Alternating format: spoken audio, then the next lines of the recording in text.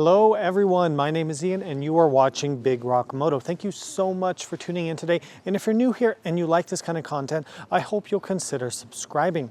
Now, just very recently, I sold my BMW R1250GS. Those videos have probably already been released, but if not, they're coming very, very soon with a long-term review on the R1250GS standard model.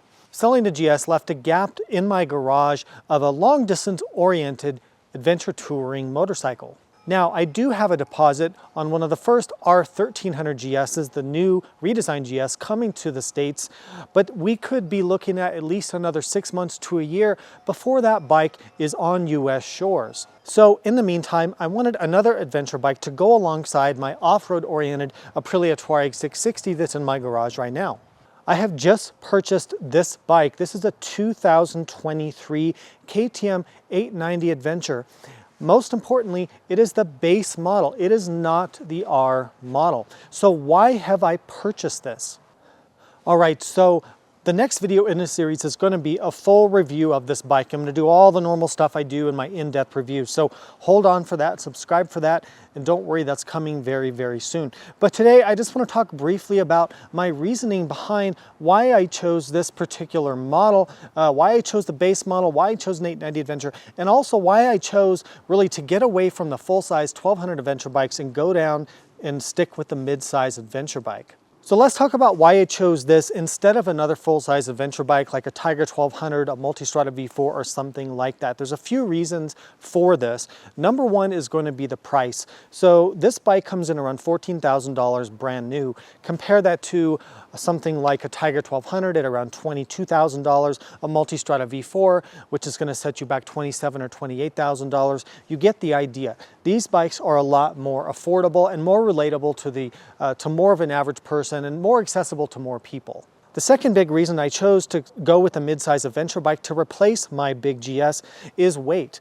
This motorcycle is about 100 pounds lighter than my R1250GS. I'm not even talking about the GS Adventure. Even a standard GS is about 100 pounds heavier than this when you consider especially the necessary crash protection, the engine bars and stuff you have to put on a GS just to ride it off-road at all. Whereas this bike is ready to go off-road off the showroom floor as you see it right here. So 100 pounds is a huge amount of weight. It makes a difference in every possible situation, just from getting it out of the garage, pushing it around, getting off the side stand, getting off and on. Also, especially for off-roading. And then on the street, it's more agile, it's lighter weight, it's a bit more fun to ride on the canyon roads with all that less weight. And a third reason why I chose to go with the mid-size platform is that I kind of have a theory that these mid-size bikes are becoming so powerful, so full-featured, so good, so comfortable, so capable, that they're kind of making the full-size bikes a little bit irrelevant. So I'm kind of, this is a proof of theory of trying to prove that theory that I have. So we'll see if it works out. It may not. And of course, I do have that R1350GS on order because I want to be one of the first to own that, test that, do a series of videos with it. So I'm not totally abandoning the large adventure bikes, but I really want to kind of examine my theory that I think these bikes have gotten good enough where you almost don't need the full-size 1200 class adventure bikes. Now, let me know what you think. Did I make a huge mistake by not getting something like a Tiger 1200 or KTM 1290? I guess that would be an obvious choice. Did I make a huge mistake by going down to this bike versus those bikes? Let me know what you think in the comments. I think it'll be an interesting discussion. Now, let's move on to why did I choose the KTM 890 Adventure since I've already owned quite a bit of these bikes in the past. Why did I choose this over the mid-size competition like a Ducati DesertX or Tiger 900 or bikes like that? Well, there are some particular reasons why I think this bike is a bit ahead of those bikes. So let me tell you those reasons right now. All right, so for me, the reasons, number one, the low center of mass, the mass centralization, and a low center of gravity that KTM has managed to do with this platform. KTM designed this bike back in 2019 when it was released. Well, they designed it before that, but it was released in 2019 with the 790 Adventure and Adventure R. And when they did that, they had the saddle style fuel tanks, which they're still using. Basically what they were able to do was center the mass around the roll axis of the bike, making the handling dramatically better than just about any other adventure bike out there. The motorcycle, for its weight of around 470 pounds, does not feel like other heavy adventure bikes. It simply feels a lot lighter, which leads to much greater riding satisfaction, much greater riding confidence.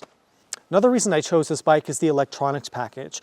The rally mode with the 9 levels of slip control, the IMU, the 6-axis inertial measurement unit for advanced ABS, cornering ABS, advanced traction control, wheelie control, and things like that. How easy it all is to adjust on the fly, how all that works with the TFT is, I think, class leading in the segment. Another reason I chose this bike is the power to weight ratio. This bike is one of the lightest in the class. It's also one of the most powerful in the class. The only other midsize adventure bike more powerful than this would be a Ducati DesertX, which has maybe 5 more horsepower, maybe 10 more horsepower, something like that, but it's also heavier. So in terms of power to weight ratio, it's very hard for any of the midsize adventure bikes to be any quicker than this in terms of acceleration. Another huge reason I chose the 890 Adventure base model is because of the low seat height. I don't know about a lot of you, but I'm really getting tired of the tall adventure bikes that we're seeing out there. Getting on and off tall bikes, especially when you have luggage, when you have passengers, when you're tired from a long day of riding, really tall, top-heavy bikes get very, very old, always feeling like they're going to tip over and being more difficult to get on and off and causing a lot of drops and tip overs when you're out there on your trips. So I really appreciate the lower seat height of this bike. In fact, this seat height is so low, it's even lower than KTM's own 390 Adventure, which is marketed as a beginner bike. This bike actually has a lower seat height than that. 2 more reasons I chose the 890 Adventure. One is I can get to the air filter. I pop off the seat, I pop off 2 little screws, and I'm into the air filter, compared to something like a Ducati DesertX, which you have to spend hours removing a fuel tank. That was kind of a deal breaker for me on the DesertX. So I'm happy with the KTM's ease of maintenance in that regard, because I ride in dusty conditions all the time, and the type of adventure riding that I do. The last and final thing, which is a huge thing for me, is the crash worthiness of this platform. What do I mean by that? You can buy this bike, ride it off the showroom floor, and go crash it in the dirt or whatever it is, and yeah, it's going to get a little scratched, but it has all the crash protection you need right off the showroom floor. What does that mean for you? Number one, you're not spending a bunch of additional money, sometimes over $1,000, to buy all those crash bars you need on other bikes. 2, you're not adding 20, 30, 40 pounds of metal scaffolding to the bike just to protect it from a drop. And it just makes the bike more rugged. And I think that's a superior design when you've got the gas tanks protecting the engine, you've got the skid plate that wraps all the way around, provides really good coverage. You have real handguards here that actually provide against drop protection and provide actual protection, not just a splash guard or a guard from the wind. So I really appreciate what KTM is able to bring us with the durability and the ruggedness with this model. All right, now, why did I buy a base model 890 Adventure and not an R model? It seems really strange on the surface. I'm an off-road guy, I like to take adventure bikes off-road. I've owned a KTM 890 Adventure R Rally, which is crazy tall, crazy good suspension. So why did I buy the base model? Well, there's a few important reasons that I chose to get the base model this time. One is that not enough videos are out there on the base model explaining the differences and explaining the advantages of this model versus the R. I just don't think it gets enough coverage. Number 2, I actually think the base model is a better fit for most adventure riders than the R model. And I'm setting out to prove that theory with this series of videos. It's a lower seat height, it's a lower center of gravity. The bike handles better on the street and on gravel and dirt roads because all the weight of everything is down lower, which means better handling. It's also easier to get on and off the bike. The lower front fender of this bike has better aerodynamics, making it a little bit more stable on the highway. Another reason I bought the base model is I think the suspension on this bike, especially with the upgrades they've made in 2023, giving us fully adjustable front forks, which the previous base models didn't have, I think that's really nice, but I think the suspension is going to be good enough for most adventure riders. Having that less travel also means the bike handles a lot better on the street. We've kind of already talked about that because longer travel bikes, they move around a lot. They're too squishy for good sporty riding in the canyons and things like that.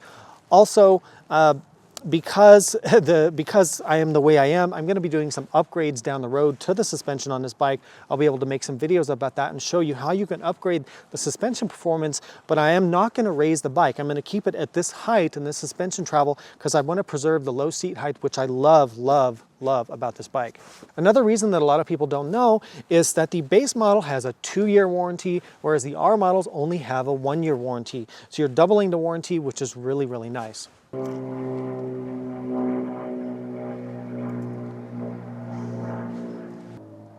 All right, so I hope that gives you some insight into all the reasons I chose this bike for my next long-term test bike here at Big Rock Moto. Now, a huge shout out to all of you out there watching the videos, supporting, using my links for affiliate links for shopping, supporting me on Patreon, all the things you do, because you are the only reason it is possible for this channel to have the financial ability to purchase and evaluate bikes over the long-term periods as an actual owner instead of just getting short bikes for testing from the manufacturer. So thank you so much for that. Of course, a lot of the bikes I test are not bikes that I own, and obviously that's true, but with important models like this, being able to buy them and test them and personalize them and do a long-term report, I think is very, very valuable for a lot of people, for a lot of us. So thank you for making that possible. Now, please stay tuned because I know this was a little bit of a teaser and I do apologize for that. It's just kind of the way YouTube works and kind of the way that is better for me building subscribers and things like that. So please bear with me. But the next episode is going to be a full featured episode, a lot longer than this one. It's going to be my full test. So I'm going to walk you through all the specs and features. We're going to do my drop and lift test. I'll show you the seat height, the passenger accommodations. We're going to take it on a full test on and off road, show you the suspension, show you the highway performance, talk about some of the competition, any pros and cons that we find. So it's going to be a full-on, in-depth test in an episode 2. That's going to be a big one, so stay tuned for that. Thank you again so much for your support. Thank you for watching. Please support Big Rock Moto so things like this continue to be possible. Besides that, please ride safe, and I'll see you out there.